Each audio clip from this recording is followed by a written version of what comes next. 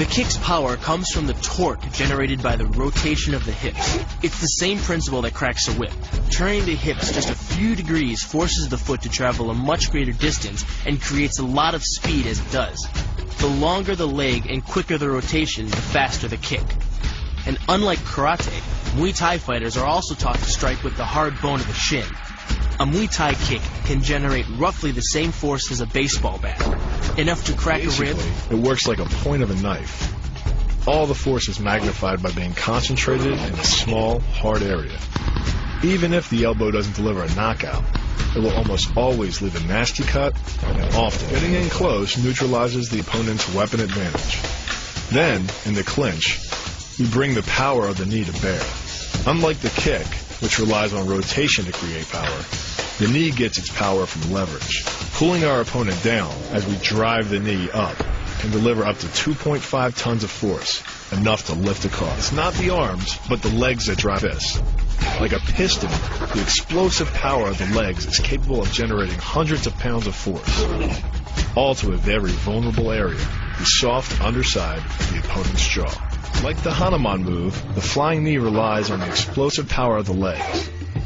But rather than spread the power of our blow over two fists, it concentrates it into the spear point of the knee and combines it with the force of gravity.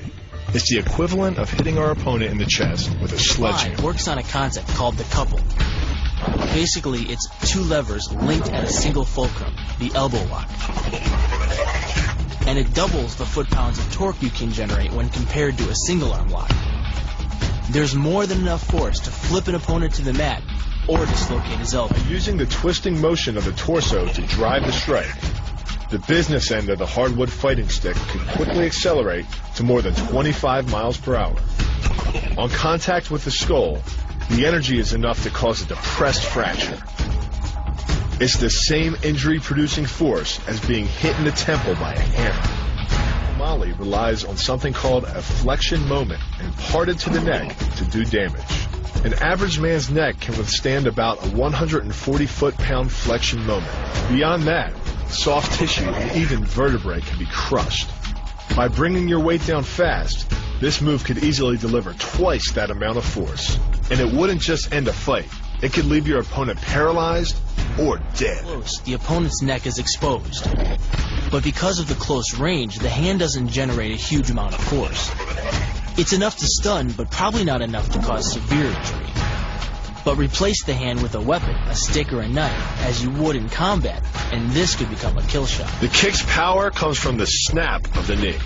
The snap is created when the quadricep, the largest muscle in the body, contracts and pulls the tendon connecting to the foot over the knee.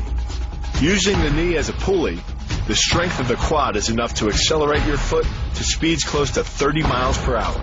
Because the area of impact is focused on a small part of the foot, it magnifies the force of the blow, making it capable of dropping 1,000 pounds of force on your head. It's like getting whacked in the head with a Louisville slugger. It works by taking the opponent's blow at an angle, which deflects the energy of the blow away from the vulnerable torso. The harder you block, the further his blow will be deflected, and the more open he'll be to a counter-strike. Rotating your fist 180 degrees right before it strikes the intended target. The twisting snap of the arm maximizes the speed of the punch and magnifies the force of the blow by concentrating the impact on the first two knuckles of your hand. Done correctly, it can deliver as much energy as a bowling ball dropped from the top of a house, more than enough to cause soft tissue damage or break a rib. Because it swings through such a wide arc, the wrist is moving at speeds of up to 43 miles per hour. And since the radius doesn't deflect or compress nearly as much as a fist, it can deliver a staggering blow, like being hit with an axe handle. This roundhouse kick is designed for maximum impact. With the powerful muscles of the thigh yanking the tendon over the knee, the foot accelerates from 0 to 21 miles per hour in just 1/3 of a second.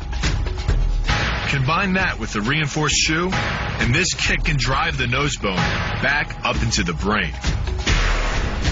It's aimed at the largest gland in the human body, the liver. A direct hit won't just bring an opponent down. It can rupture the gland, causing severe internal bleeding. But the liver is well protected by the rib cage, so the kick must be accurate to within half an inch. In this move, the forward propulsion of the hips, combined with the piston motion of the lower leg, can send well over 700 pounds of force directly through the rigid bone of the heel. This impact won't just knock an opponent down. The force is enough to permanently damage his kneecap, leading with the near arm. The first jab travels the shortest distance to the opponent, so what it lacks in force, it makes up for in speed. The second punch, utilizing both the twist of the shoulders and the forward momentum of the kick, can carry over 4 times as much impact. And just a few hundred pounds of force to the temple is enough to cause a knockout. This move uses the same principle as a throw in judo, off-balancing your opponent and then using his momentum to send him down. But it's much more aggressive. The sweep here is actually a strike to one of the most sensitive areas of the body, the Achilles tendon.